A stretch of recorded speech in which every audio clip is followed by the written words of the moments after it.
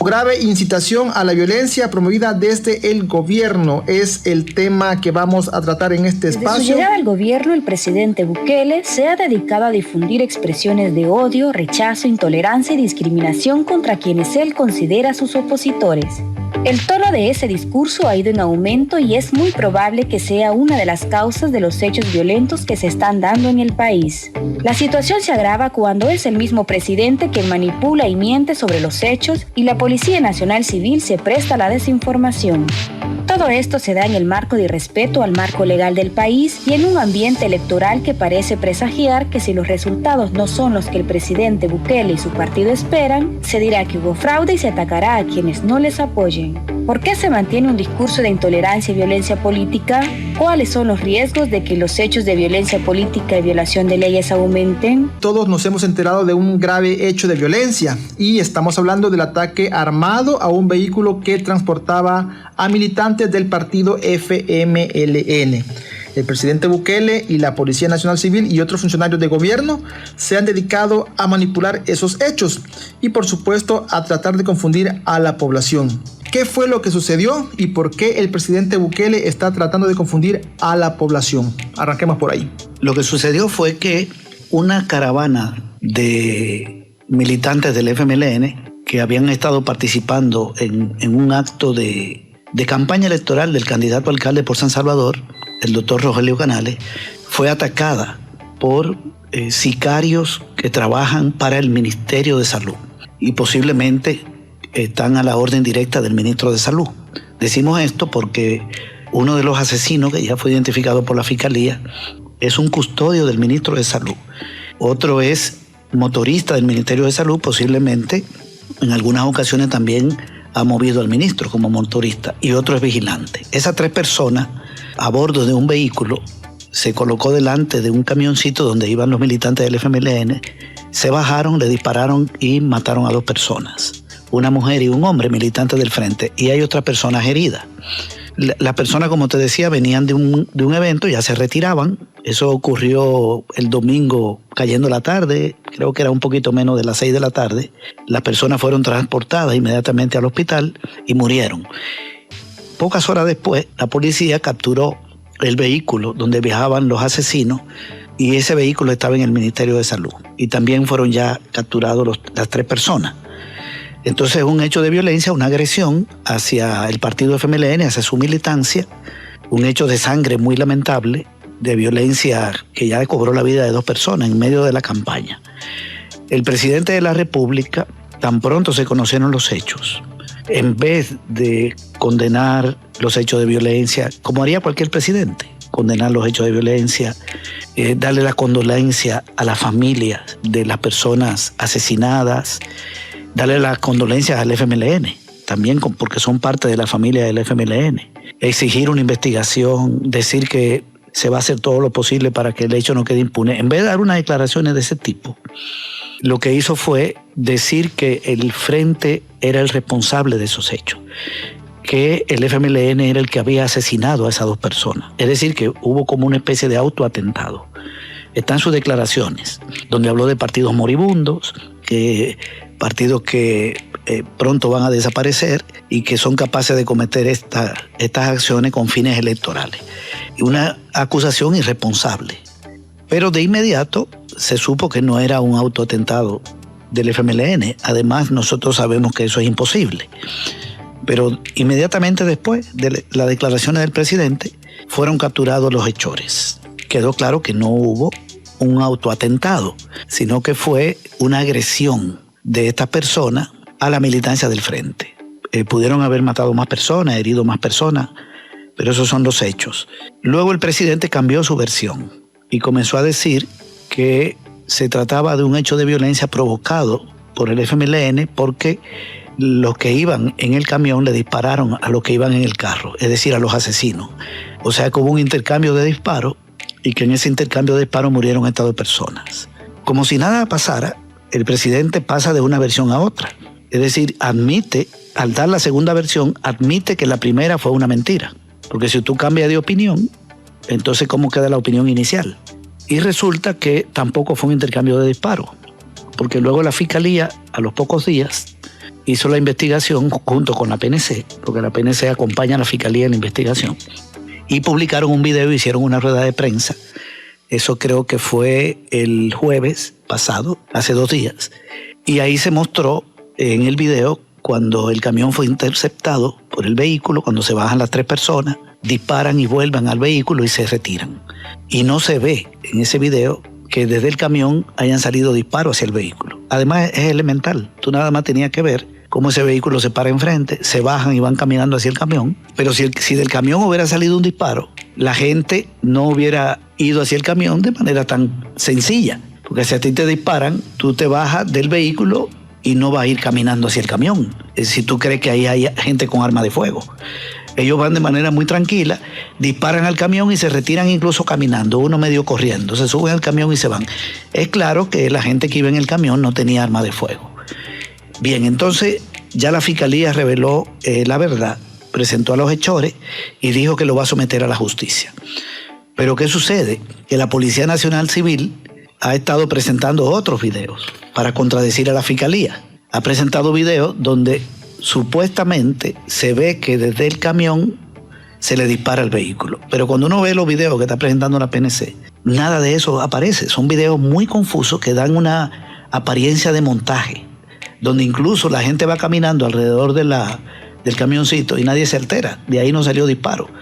Entonces la policía está tratando de contradecir a la Fiscalía. ¿Cuál es el propósito? Ahora, eso quería cuestionarte. Esto se puede visualizar como una manipulación de datos, pero preguntémonos entonces, ¿qué hay detrás de esa manipulación y obviamente de estas mentiras? Claro, la manipulación de la PNC tiene como propósito salvar al presidente de la República, porque el presidente de la República ha quedado como mentiroso. Primero, al decir que fue un autoatentado del FMLN, esa versión ya murió, y la segunda es que fue un intercambio de disparos. Quieren salvar esta segunda. Y para que el juez, cuando vaya a dictaminar, se vea en una situación de aparente falta de prueba, hay confusión, hay un video de la Fiscalía y otro de la PNC, esto no está claro, y libere a los asesinos. Ese es el propósito de la PNC, que los asesinos no sean condenados y que el presidente no quede como mentiroso en su segunda versión, ya quedó como mentiroso en la primera. Ahora, ¿cuáles son los propósitos del presidente de la República? Enlodar al FMLN, porque él está en una campaña electoral y en un intento de destruir al Frente Farabundo Martí, que es el único partido de izquierda del país, un partido de oposición política. Entonces, tratando de enlodarlo, si logra su propósito, si lo lograra, por ejemplo, de que la ciudadanía le creyera, entonces eso afecta electoralmente al Frente. Y no solo electoralmente, sino como partido político. Ese es el interés del presidente, utilizando la mentira y la manipulación, que son armas habituales en él, porque esto no tiene nada de nuevo. Ahora bien, los hechos han sido condenados por casi todos los sectores nacionales. Aquí se ha pronunciado el movimiento popular, los partidos políticos, los gremios empresariales, universidades, medios de comunicación. Incluso en la Asamblea Legislativa hubo un acto ahí de reconocimiento, de condolencias hacia el FMLN y hacia la familia. Y hubo, creo que, un minuto de silencio por los fallecidos, todo eso. Y también ha sido condenado internacionalmente. Hubo un comunicado de la Unión Europea donde le dan las condolencias a la familia y al FMLN. Y también de gobiernos, como el gobierno de Venezuela, de organizaciones populares de muchos países, de partidos políticos de muchos países. Es decir, ha quedado claro que la víctima ha sido, las personas fallecidas son las víctimas, sus familiares y el FMLN. Esas son las víctimas. Y los victimarios, los asesinos, son 3 personas que trabajan en el Ministerio de Salud, que cobran su salario con los impuestos que paga el pueblo, que andan armados y esas armas las tienen por los impuestos que paga el pueblo, que mantienen esas armas, que compran las balas, que le dan mantenimiento con los dineros que paga el pueblo. Y hay que averiguar si esas personas recibieron órdenes del ministro de Salud.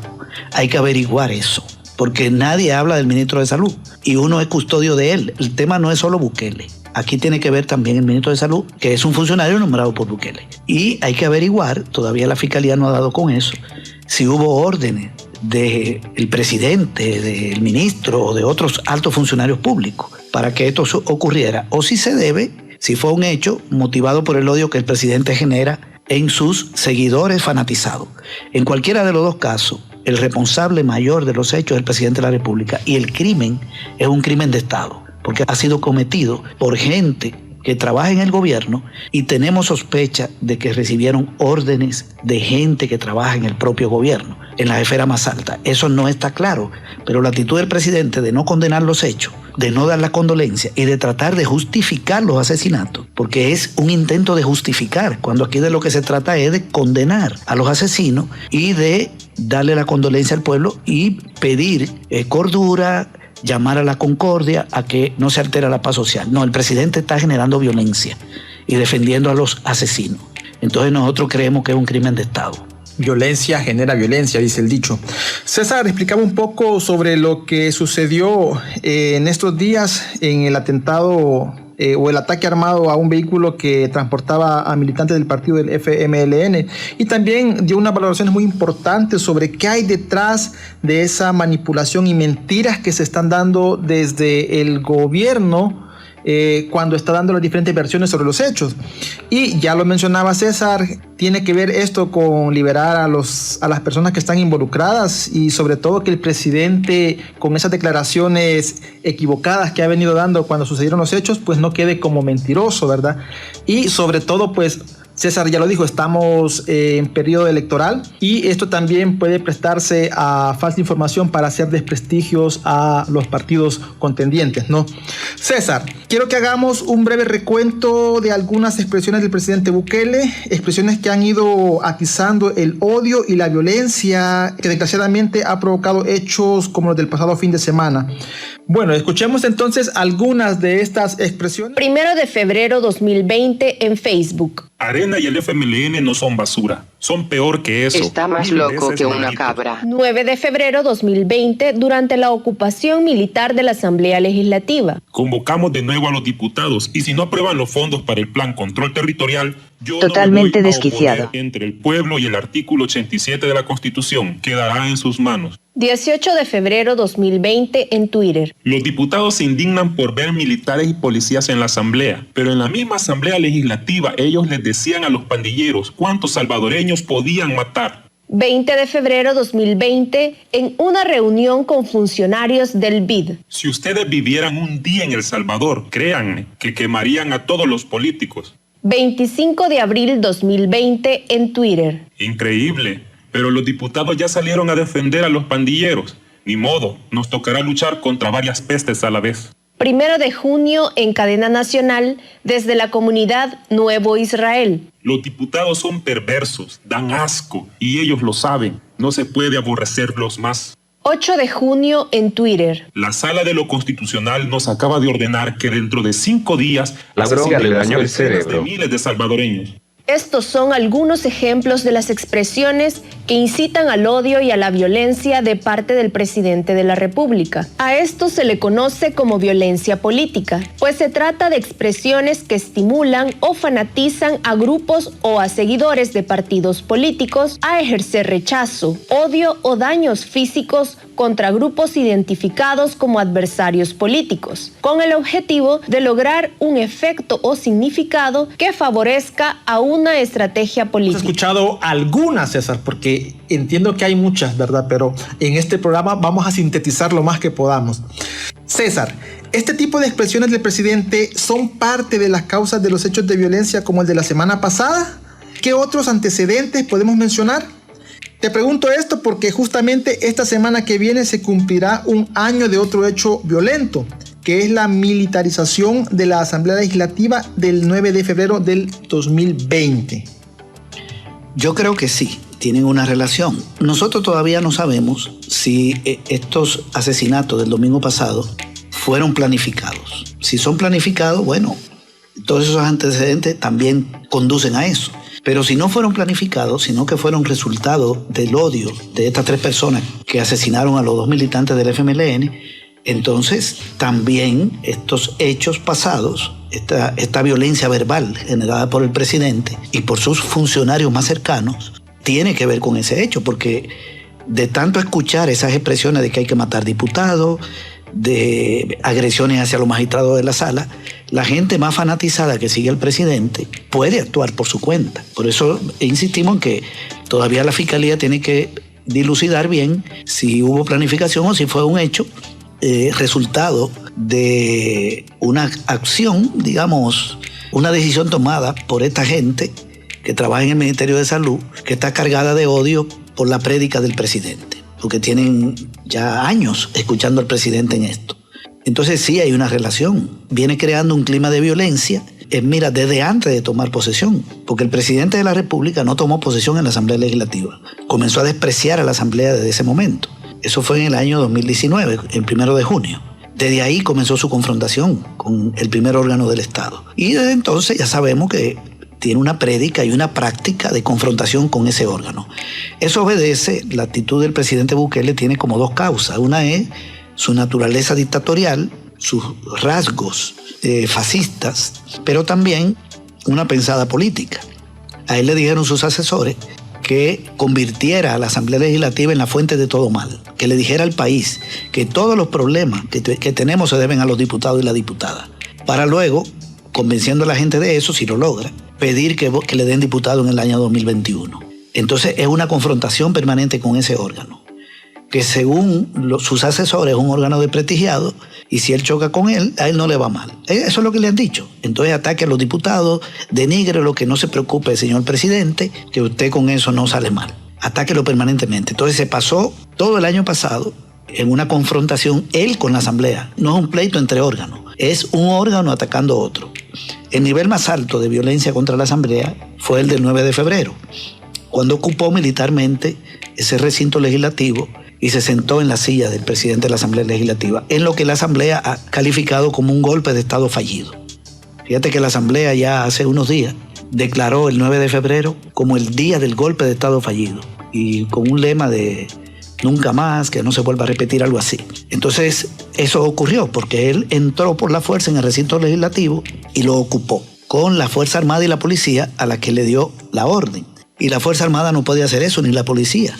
El presidente solo puede entrar a la Asamblea si la Asamblea lo invita, y él tiene su escolta presidencial.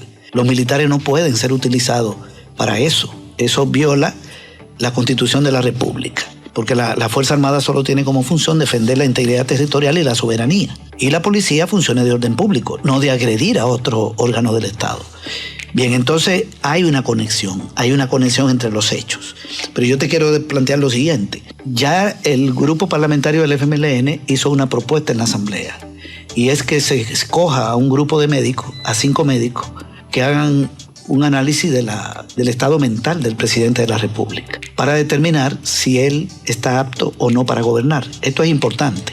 Por lo siguiente, fíjate que la Constitución de la República dice en el artículo 168, inciso 3, lo siguiente: el presidente de la República debe, cito, procurar armonía social y conservar la paz y tranquilidad interiores y la seguridad de la persona humana como miembro de la sociedad.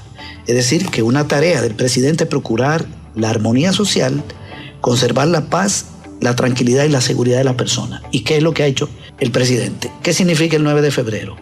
Es desarmonía social, no es conservar la paz, es generar un estado de confrontación, no es generar tranquilidad, sino de intranquilidad, no es generar seguridad de la persona, sino poner a la persona en peligro, porque el 9 de febrero pudo haber conducido a un estallido social, a un baño de sangre en este país. Es decir, que él ha violado ese artículo. Y si el presidente viola la Constitución, entonces la Asamblea puede hacerle un antejuicio. Esa es una. No se ha pedido el antejuicio, pero también la Asamblea tiene otra facultad, que no es pedir el antejuicio, sino la siguiente. En el artículo 131, inciso 20 de la Constitución, se dice que la Asamblea puede declarar la incapacidad mental del presidente y decidir su destitución. Esa es una acción necesaria para impedir que se profundice en la crisis institucional y la violencia generalizada por parte del Ejecutivo, y particularmente del presidente y algunos de sus ministros. Yo creo que el presidente de la República se ha convertido en un peligro público. Y si no se toman decisiones como la que ha planteado el FMLN, si no se le hace un juicio, si no se le destituye, entonces aquí se corre el riesgo, el cispero está totalmente desquiciado, de alteración de la paz social. Y al final, porque el país no va a tener dictadura, al final el pueblo va a tener que tomar las riendas de la situación, poner en orden el país, sembrar al presidente, ponerlo donde debe ponerlo y garantizar el orden público, la seguridad de la nación y la armonía social. El pueblo va a tener que hacerlo por su propia cuenta, a costa de un gran sacrificio que puede incluir sangre. Entonces, ¿cuál es el dilema que tenemos en el país? Se toman decisiones desde la Asamblea y desde el órgano judicial para que el presidente sea destituido o llevarlo a respetar la Constitución, o el pueblo lo hará. Una de dos. Lo mejor es que lo haga la institucionalidad creada y no que lo haga la población. Porque si a la población le toca impedir que este señor se haga dictador, lo va a tener que hacer a costa de un sacrificio que implica hasta posible represión por parte de la policía y hasta de la Fuerza Armada. Es decir, el país tiene una tendencia a la desestabilización y es el momento de ponerle paro. ¿Cómo se le pone paro? Destituyendo al presidente. Ya está planteado en la Asamblea que esa posibilidad. Y si no, entonces él va a continuar y al final lo tendrá que hacer el pueblo. De todas maneras, el país no va a caer en una dictadura, porque un pueblo que hizo una guerra de 11 años y liquidó la dictadura militar, desmovilizó a la Guardia, a la Policía de Hacienda, a la Policía Nacional, los batallones élite, que sacó a los militares del poder, no va a permitir que un empresario rico, hijo de una familia acaudalada, vaya a imponer aquí una dictadura. Lo que tenemos es que ahorrarnos el gran sacrificio que implica para el pueblo tener que poner orden. Bueno, reacción, César, a estas frases que anteriormente ha dicho el presidente. Muy delicada esta situación y, ¿por qué no decir, César, todas estas expresiones del presidente vienen a crear clima de violencia, como tú lo decías? Y otro punto muy importante es el tipo de expresiones, palabras o términos que utiliza el presidente. Realmente nos cuestionamos, ¿son expresiones válidas para un mandatario? Hasta ahí lo voy a dejar. Vamos a pasar a otro punto. Y es que, César, quiero que concluyamos nuestra charla de este día hablando sobre cuáles podrían ser las consecuencias si esta situación de violencia política no se detiene y cuáles serían las implicaciones de eso en el ambiente electoral en el que estamos. Bueno, en el ambiente electoral la situación es bastante delicada, porque si hay una escalada de violencia, se van a poner en riesgo las elecciones del 28. Esas elecciones no se pueden hacer en un clima de violencia, de alteración de la paz, porque serían unas elecciones prácticamente fraudulentas. Además, muchísima gente no iría a votar, que yo creo que es una de las apuestas del presidente de la República. Fíjate que aquí las encuestas están dando que hay una población indecisa que anda como por la mitad de la población votante. Eso es normal. En la mayoría de las elecciones siempre hay una gran franja de la población que no vota. En esa franja indecisa no hay mucha gente de nuevas ideas. El presidente ha calculado que sus votos están asegurados. O sea, una persona seguidora de Bukele va a votar. Ese es el cálculo que él tiene. Los míos votan porque están fanatizados. Y los indecisos, si los indecisos votan, no votan por nuevas ideas, la mayoría. Si deciden votar. Porque el que está con nuevas ideas y Bukele no está indeciso. Está decidido. Ese es su cálculo. Entonces esos indecisos me preocupan, dice él. Eso es lo que conversa con su equipo. Esos indecisos hay que tratar de que no voten. Genera un clima de violencia, sí, y eso me ayuda. Porque si votan 10, 9 van a votar por la oposición y 1 tal vez por nuevas ideas. Hay que dejarlo en su casa. ¿Cómo lo dejo en su casa? Creando un clima de violencia. Para que la gente diga, bueno, mira, ¿qué es lo que piensa un indeciso? Yo, si no trabajo, no como.